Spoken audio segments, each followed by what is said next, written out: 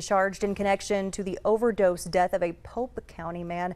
Authorities say 31-year-old Tyler Kirkhoff was found dead at a Glenwood home back in February 2021. After 18 months of investigating, officials have determined who gave him the drugs that caused his death. 2 people have been convicted in the case. 2 others have pleaded guilty to the charges against them. Authorities say a 5th person could face criminal charges in the same case as well.